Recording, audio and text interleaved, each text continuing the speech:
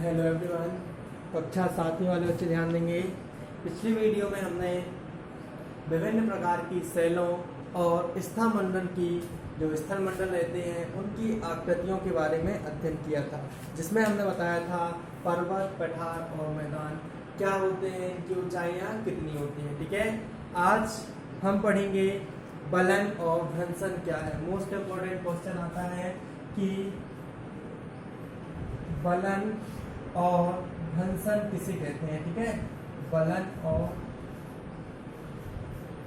घर्षण।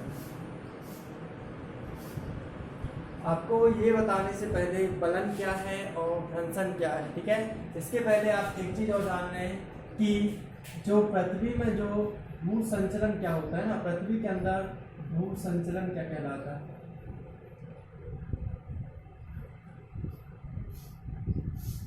भू संचलन मतलब होता है पृथ्वी के अंदर परिवर्तन होना। ठीक है, भू संचलन, भू मतलब क्या होता है पृथ्वी, और संचलन मतलब होता है हलचल होना या परिवर्तन होना। तो पृथ्वी का परिवर्तन या पृथ्वी के अंदर हलचल होना क्या कहलाता है, भू संचलन। ठीक है, तो एक भू संचलन होता है दीर्घकालीन भू संचलन,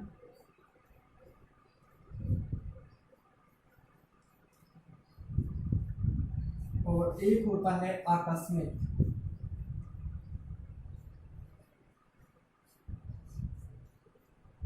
ठीक है, भू संचलन हमने बताया पृथ्वी पर होने वाली हलचल क्या कहलाती है, भू संचलन।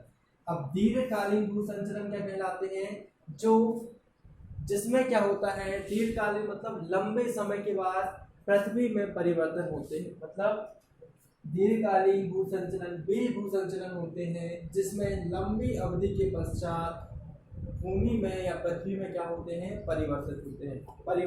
वरना दीर्घकालीन भू संचलन क्या कहलाते हैं कि दीर्घकालीन भू संचलन वे भू संचलन होते हैं जिसमें एक लंबी अवधि के पश्चात पृथ्वी में परिवर्तन होते हैं। आकस्मिक भू संचलन क्या कहलाते हैं, आकस्मिक मतलब अचानक से भूमि में परिवर्तन होना। ठीक है, जैसे भूकंप के कारण हो गया और ज्वालामुखी विस्फोट के कारण हो गया, ये क्या कहलाएंगे, आकस्मिक भूमि परिवर्तन। ठीक है, या आकस्मिक भू संचलन समझ जाएगा। तो दीर्घकालीन जो भू संचलन होते हैं वो उसके दो प्रकार होते हैं, एक होता है बलन और एक होता है क्या, घर्षण। वो अपन अभी पढ़ेंगे। ठीक है, बलन क्या है और घर्षण क्या है। और जो आकस्मिक भू संचलन होते हैं इसके दो प्रकार होते हैं, एक होता है ज्वालामुखी विस्फोट और एक होता है क्या, भूकंप। तो ज्वालामुखी भी अचानक आ जाता है, ये एक आकस्मिक परिवर्तन है। जो घटनाएं अचानक होती हैं वो क्या कहलाएंगी, आकस्मिक भू संचलन। पृथ्वी की भी घटनाएं जो अचानक हो जाती हैं, ठीक है, वो क्या कहलाती हैं, आकस्मिक भू संचलन। दूसरा हो जाएगा भूकंप। ठीक है, भूकंप भी अचानक आता है, पृथ्वी में हलचल हो जाती है, कंपन होने लगते हैं, पृथ्वी में कंपन होने लगती है, तो इस घटना को क्या कहेंगे अपन, आकस्मिक भू संचलन। ठीक है, तो ये हमने समझा दिया कि भू संचलन क्या है, उनको दो प्रकारों में डिवाइड किया जाता है तथा उनकी प्रकारों के भी प्रकार बता दिए। ठीक है, बलन जो है एक दीर्घकालीन भू संचलन है, मतलब बहुत ही अधिक समय के बाद उसमें परिवर्तन देखने को मिलते हैं। ठीक है, तो इसको मिटा देते हैं। अपन पढ़ेंगे बलन और घर्षण क्या है।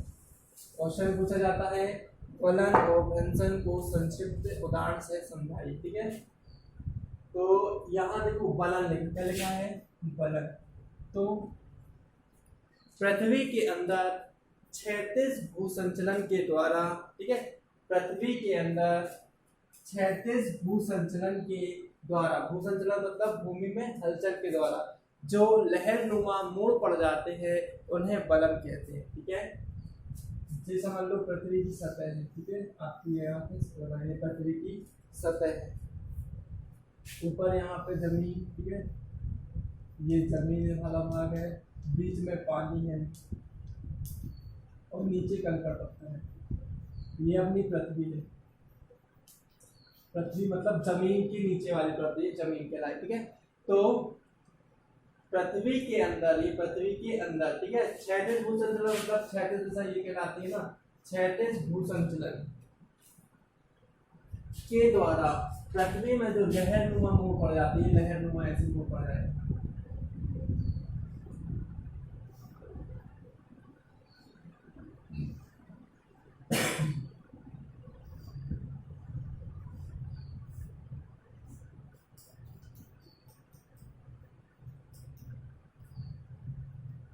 बीच में पानी है तो यहाँ भी पानी आ जाएगा, और यहाँ कंकड़ पत्थर है तो यहाँ पे कंकड़ पत्थर। तो जो ये लहरनुमा मोड़ पड़ जाते हैं ये क्या कहलाते हैं? बलक। क्या कहलाते हैं? बलक। ठीक है, परिभाषा आपको स्पष्ट कर दिए, चित्र भी बता दिए। तो पृथ्वी के अंदर, ये पृथ्वी अपनी पृथ्वी के अंदर क्षैतिज भूसंचलन, ये क्षैतिज है, और भूसंचलन मतलब पृथ्वी में हलचल या पृथ्वी में कंपन। पृथ्वी के अंदर या भूमि के अंदर क्षैतिज भूसंचलन के द्वारा जो लहरनुमा मोड़ पड़ जाते हैं उनको क्या कहा जाता है? बलन। क्या कहा जाता है? बलन। ये लहर जैसे दिख रहे हैं ना, लहर जैसे आती है ना, ये कैसे मोड़ पड़ जाएंगे तो ये क्या कहलाएंगे? बलन। क्या कहलाएंगे? बलन बन जाएगा, ये बलन। ठीक है, तो अब अगला टॉपिक आता है ध्वंसन। क्या आता है? ध्वंसन। अब ध्वंसन क्या कहलाते हैं? पृथ्वी के अंदर, वही लिखना है लाइन अपन को, पृथ्वी के अंदर, इसमें पृथ्वी के अंदर होता है, इसमें क्या हो रहा था? लहरनुमा मोड़ पड़ रहे थे। ठीक है, तो ये अपनी पृथ्वी है, यहाँ बना लो। पृथ्वी के अंदर क्षैतिज भूसंचलन के द्वारा, पृथ्वी के अंदर क्षैतिज भूसंचलन के द्वारा क्या होता है? अत्यधिक, जब क्या होता है, अब देखो यहाँ पे पृथ्वी के अंदर क्षैतिज भूसंचलन के द्वारा जब अत्यधिक दबाव और तनाव के कारण शैलें जो होती है टूटकर क्या हो जाती हैं? अलग हो जाती है। यह क्रिया क्या होती है? ध्वंसन कहलाती है। ठीक है, तो पृथ्वी के क्षैतिज भूसंचलन के द्वारा शैलों का टूटकर अलग होना क्या कहलाएगा? ध्वंसन। देखो शैलों का टूटकर अलग होना, मान लो ये अपना ऐसा बना दिया इस तरफ और इस तरफ भी आप, तो ये क्या होगी? ये जो बीच से ऐसा कट जाएगी ना, शैलों का टूटकर अलग होगा, कट जाएगी और एक पॉइंट भी ऐसा नीचे बना दी।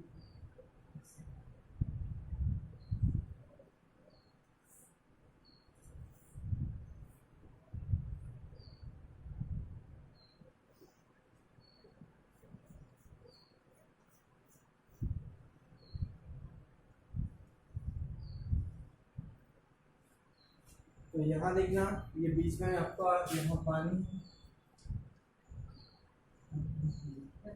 ये लगभग आपका ये कहलाएगी कि घटना ये ध्वंसन हो रही, मतलब शैलों, ये ऊपर वाला भाग जो रहेगा वो कहाँ जाएगा? नीचे आ जाएगा, मतलब दब जाएगा। ठीक है, ध्वंसन क्या कहलाता है? तो पृथ्वी के अंदर क्षैतिज भूसंचलन के द्वारा, पृथ्वी है ये अपनी पूरी पृथ्वी है, पृथ्वी है ये जमीन, जमीन के नीचे वाला भाग है, तो पृथ्वी के अंदर क्षैतिज, क्षैतिज से चल रही है, क्षैतिज भूसंचलन के द्वारा क्या होता है? ये शैल है ना, शैल मतलब होता है चट्टान, है ना, तो शैलों का टूटकर क्या हो जाना? अलग हो जाना। शैलों का टूटकर यहाँ से टूटी और नीचे आ गई, शैलों का टूटकर अलग हो जाना क्या कहलाता है? ध्वंसन कहलाता है। क्या कहलाता है? ध्वंसन। तो आपको दोनों परिभाषाएं बता दी हैं, चित्र आप पुस्तक से देख सकते हैं, पुस्तक में आपको क्लियर समझ में आ जाएगा। तो क्वेश्चन में पूछा जाता है कि बलन और ध्वंसन को सचित्र समझाइए या सचित्र वर्णन कीजिए। 5 नंबर का क्वेश्चन है, आपको अच्छे समझा दिया, आप समझ लेंगे। ठीक है, अब अगला देखेंगे आप, टॉपिक है भूकंप, है ना। भूकंप किसे कहते हैं और भूकंप आने की क्या कारण होते हैं? भूकंप के लाभ और हानियां बताइए।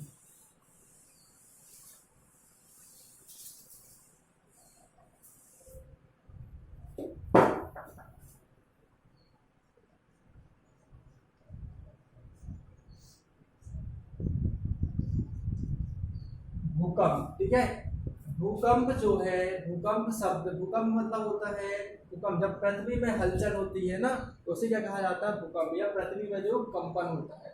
तो भूकंप की परिभाषा आप लिखेंगे, भूकंप 2 शब्दों से मिलकर बना है, भू धन कम, भू धन कम, जिसका अर्थ होता है पृथ्वी पर कंपन या पृथ्वी में कंपन। जाएगा। छोटी सी परिभाषा है, भूकंप की परिभाषा लिखिए तो आप लिख सकते हैं भूकंप दो शब्दों से मिलकर बना है, भू धन कंप, जिसका अर्थ होता है पृथ्वी पर कंपन। जाएगा, छोटी सी परिभाषा है, ठीक है, भूकंप। अब आगे आपको लिखना है भूकंप की उत्पत्ति कैसे होती है ना, या भूकंप आने के कारण। भूकंप की उत्पत्ति जिस बिंदु से होती है, ठीक है। अब देखो ये भूकंप है, पृथ्वी हमारी, ये पृथ्वी के नीचे हमने परत बताई थी ना, कहीं है ऊपर ये ठोस परत है, फिर नीचे जल है, फिर कंकड़ पत्थर है यहाँ पे, है ना। तो भूकंप कैसे आते हैं, पृथ्वी के अंदर जो हलचल होती है, गैसों का जमाव हो जाता है, उससे क्या होते हैं पृथ्वी बहुत गर्म हो जाती है। अब जब पृथ्वी गर्म होती है तो इसका जो अंदर लावा रहता है ना, ये लावा जो रहता है ऊपर निकलने की कोशिश करता है, तो पृथ्वी को क्या करता है, ये छेद बनाता है, रास्ता बनाता है, पृथ्वी को फाड़ता हुआ ऊपर जाता है। तो जब पृथ्वी क्या होगी, यहाँ से छेद बनाएगी, जो लावा निकलने के लिए पृथ्वी क्या होगी, हटेगी, है ना, या दूर होगी, तो इससे क्या होगा, पृथ्वी में कंपन होगा, और जो भी यहाँ पे लावा, जो गर्म लावा है, वो क्या होगा, बाहर निकलेगा इस पृथ्वी के बाहर। और जब ये लावा बाहर निकलेगा तो पृथ्वी क्या होगी, अलग होगी। अलग होने के कारण पृथ्वी में क्या होंगे, कंपन होंगे। कंपन होने से क्या होते हैं, भूकंप आते हैं। बन जाएगा। तो भूकंप किन किन कारणों से आते हैं, तो ज्वालामुखी विस्फोट के कारण भूकंप आते हैं। कभी कभी क्या होता है, लहरों में क्या होता है, लहरों अत्यधिक तेज हो जाती है ना, ज्वालामुखी में जब समुद्र में क्या होती है, ऊंची ऊंची लहरें उठती है, वो किस कारण होती हैं, भूकंप के कारण ही होती है। तो आपको भूकंप की परिभाषा बस लिख लेना, भूकंप क्या होते हैं, तो भूकंप जो रहते हैं, भू और कंप दो शब्दों से मिलकर बने होते हैं, जिसका अर्थ होता है पृथ्वी पर कंपन। भूकंप आने के कारण क्या होते हैं, भूकंप किस कारण से आते हैं, अब जो हमने बता दिया है। क्या होता है, भूकंप जो होते हैं पृथ्वी के अंदर जो होते हैं ना, पृथ्वी जब क्या हो जाती है, पृथ्वी के अंदर का तापमान जब अधिक गर्म हो जाता है, तो क्या होती है, जो अंदर की जो गैसें होती हैं वो क्या होती है, लावा बना लेती है ना, मतलब आग का एक गोला बना लेती है, जिससे ये क्या होता है, अंदर जब पृथ्वी गर्म हो जाएगी तो गर्म जो रहेगा, जो भी लावा रहेगा, उसको बाहर निकालने के लिए रास्ता चाहिए रहेगा। जब ये पृथ्वी जो रहती है, अंदर का भाग जो लावा रहता है, उसको जब बाहर निकालने के लिए रास्ता बनाती है, तो पृथ्वी पर क्या होता है, कंपन होने लगता है, क्योंकि ये जो जमीन रहती है वह क्या होती है, रास्ता देने के लिए इसको क्या करती है, अलग करती है ना जमीनों को, और रास्ता बनाती है। जब रास्ता बनाएगी तो ये जो रहेगा, लावा निकलेगा, और पृथ्वी में क्या होने लगेगी, हलचल होने लगेगी, और हलचल होने के कारण क्या होते हैं, भूकंप आते हैं। अब दिया है भूकंप में के लाभ क्या है और भूकंप की हानियां क्या है। तो भूकंप के लाभ, इससे कभी कभी उपजाऊ भूमि क्या होती है, उभर आती है, मतलब जो भूमि उपजाऊ रहती है वह क्या होने लगती है, और भी अधिक उपजाऊ हो जाती है। दूसरा लाभ है नवीन भू आकारों का निर्माण होता है। देखो ये लावा निकल रहा है और ये क्या हो रहा है, चारों ओर क्या हो जाता है, फैल जाता है। इसके कुछ समय पश्चात ये जब बाहर निकलता है, जैसे ही ये लावा यहाँ अधिक गर्म रहता है ना, गर्म रहता है, जैसे ही पृथ्वी के बाहर आएगा तो ये बहुत जल्दी से ठंडा हो जाता है, और ठंडा होकर हमारी पृथ्वी के चारों ओर क्या हो जाता है, जम जाता है, ठीक है। इससे नवीन भू आकारों का निर्माण होता है, इससे बहुमूल्य खनिज पदार्थ निकलते हैं।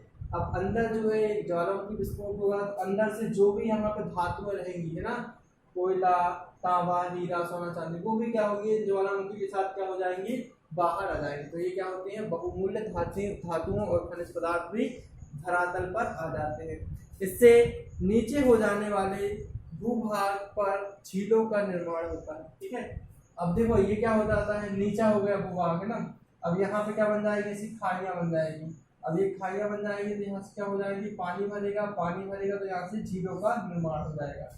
जब इसमें पानी भरेगा तो पानी निकलने के लिए छोटे छोटे रास्ते बन जाएंगे, वो क्या बना लेंगी, झील बना लेंगी, बन जाएगा।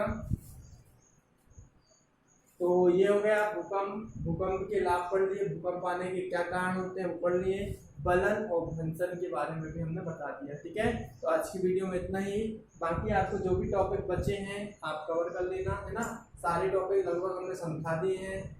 अब आप इसके क्वेश्चन आंसर कंप्लीट कर लेना, जो वीडियो हम कल PDF में आपको पहुंचा देंगे, ठीक है। आज के लिए इतना ही, बाकी अब जो अगला अध्याय है अपन अगली वीडियो में करेंगे, ओके।